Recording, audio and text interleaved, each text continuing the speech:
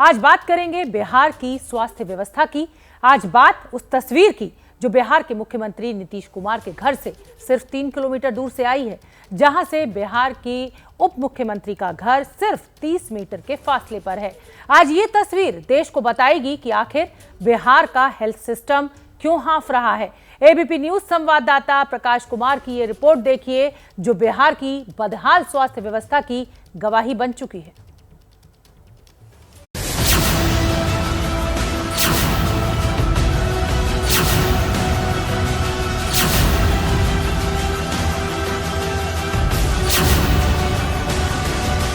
बचपन से हमें सुनाया जाता था कि राष्ट्र की संपत्ति आपकी संपत्ति है, लेकिन जब सरकार ही इसकी हिफाजत न करे तो क्या क्या।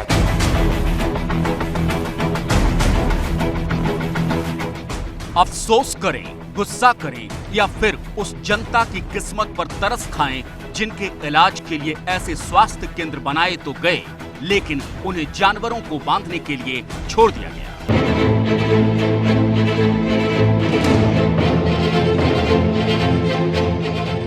लेकिन इस तस्वीर को देखकर उस वक्त सिर पीट लेने को जी चाहता है जब ये पता चलता है कि बिहार में तबेला बन चुका ये स्वास्थ्य केंद्र मुख्यमंत्री नीतीश कुमार के घर से सिर्फ 3 किलोमीटर दूर है।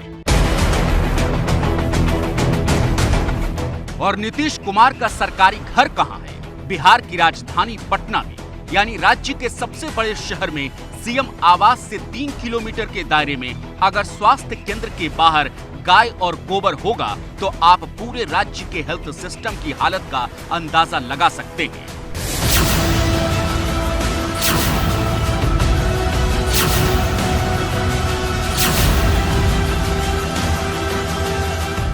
मतलब जिस जगह पर 10 करोड़ से ज्यादा की आबादी वाले बिहार को चलाने वाले मुख्यमंत्री का घर है, उसके पड़ोस में ही इलाज की दम तोड़ती व्यवस्था की मिसाल है। लेकिन फर्क किसको पड़ता है? तस्वीरें पटना के रुकनपुरा की है। पटना के बेली रोड से सटा हुआ है रुकनपुरा मोहल्ला, जिसे पॉश एरिया कहा जाता है। इसी पॉश एरिया के चमकती धमकती इमारतों के बीच मौजूद है ये जर्जर स्वास्थ्य केंद्र। यहाँ डिप्टी सीएम रेणु देवी का भी घर है।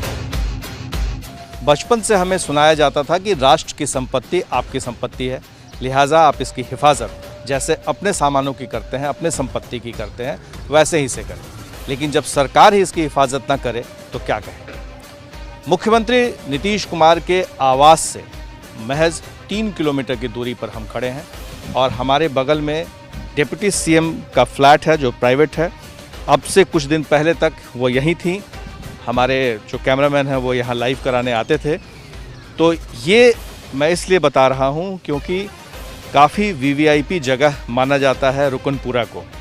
और डिप्टी सीएम जहाँ रहती हों, सीएम का आवास कुछ ही दूरी पर हो, वहाँ पर मॉडल स्वास्थ्य उपकेंद्र रुकनपुरा पटना 14 का क्या हाल है ये बताना जरूरी है। हालांकि सरकार ने ये स्पष्ट किया है कि सारे उपकेंद्र जो हैं वो बंद कर दिए गए थे, इसे फिर से खोलने की कवायद है। अब तक बिहार के दूर दराज गाँव में बदहाली देखी थी। गांव और पंचायत के अस्पतालों को उनके हाल पर रोते देखा था। लेकिन इस तस्वीर का जवाब कौन देगा? कौन बताएगा कि सिस्टम और सरकार के बिल्कुल पास होने के बावजूद इस स्वास्थ्य केंद्र का यह हाल क्यों है? ये गाय भैंस बंधा हुआ है, बड़ा सा कैंपस है, कूड़ा कचरा इस पूरे क्षेत्र में बिखरा पड़ा हुआ है। कोई देखने वाला नहीं है, कोई पूछने वाला नहीं है। और ये देखिए, भले ही बिल्डिंग ढह रहा हो, इसके जर्जर स्थिति बयां कर रहा हो, लेकिन एक छोटा सा ताला ज़रूर आपको दिख जाएगा। ये इस ताले के लगाने के पीछे क्या मकसद हो सकता है ये कहना मुश्किल है। और ये जो छोटा सा आप देखें दरवाज़ा है, जो अगर कोई एक लात ठीक से मार दे तो शायद गिर जाए। इसके अंदर में एक कमरा है और उस कमरे में क्या रखा हुआ है हम जानने की कोशिश करते हैं, दिखाने की कोशिश करते हैं अपने कैमरामैन से। अगर वो लाइट जलाएं और शायद कुछ दिख जाए उसमें।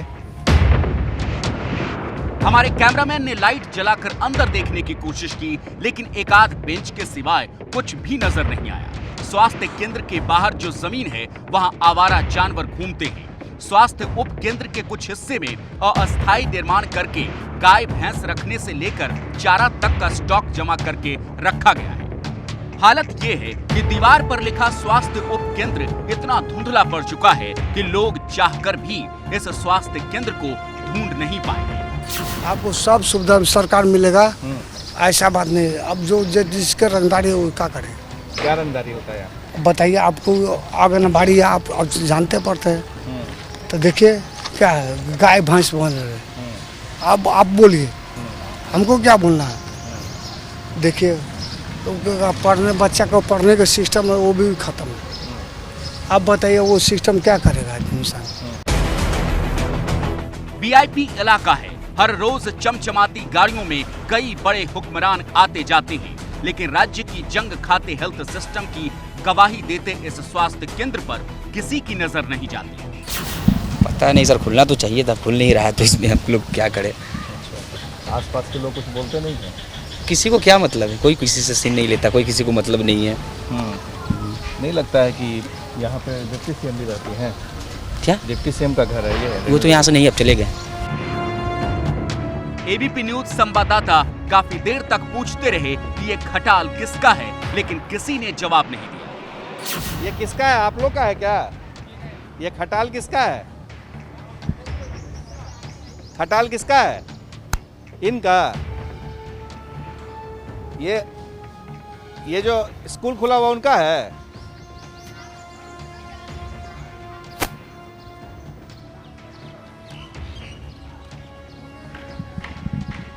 ये खटाल किसका है? सब उधर रहता है, बांध के उधर चला जाता है।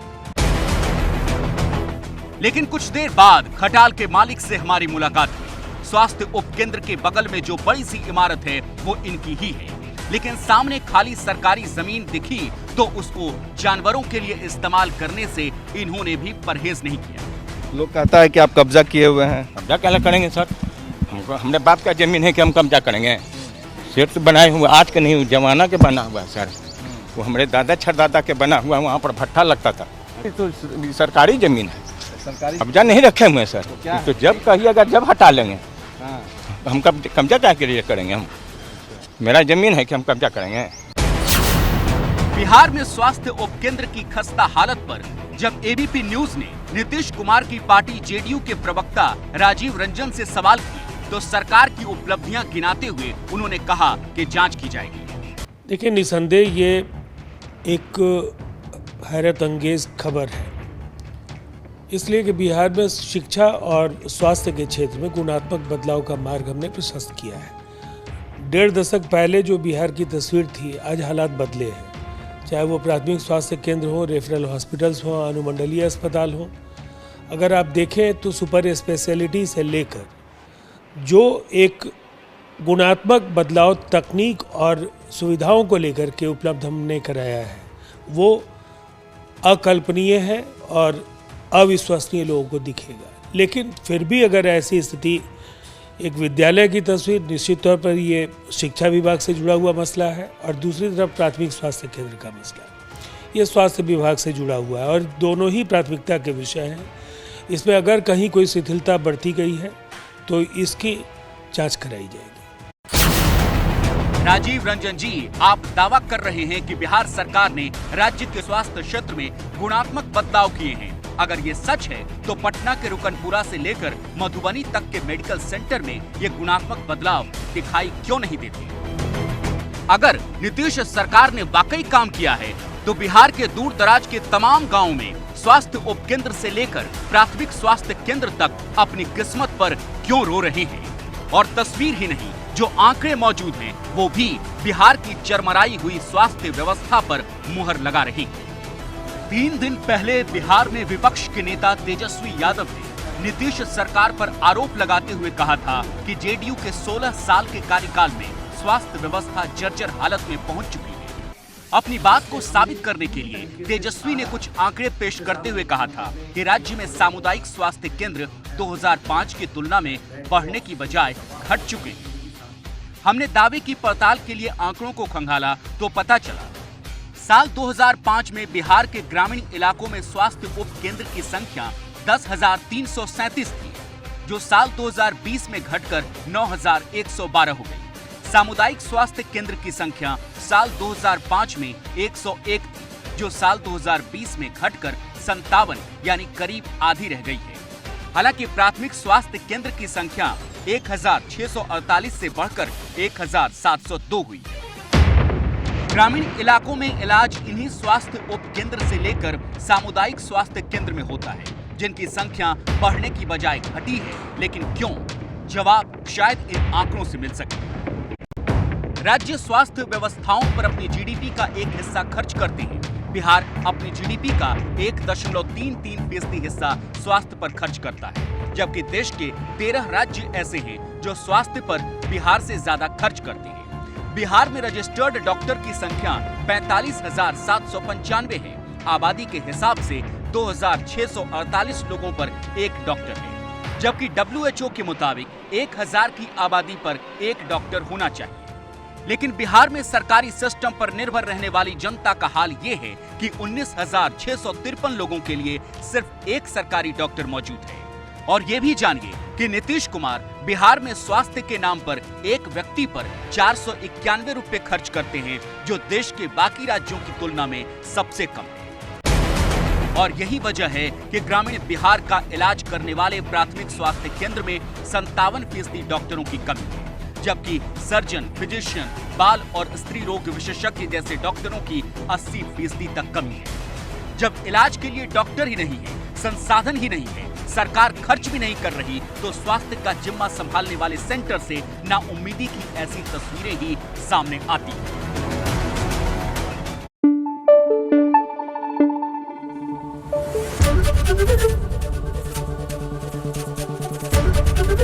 एबीपी न्यूज आपको रखे आगे।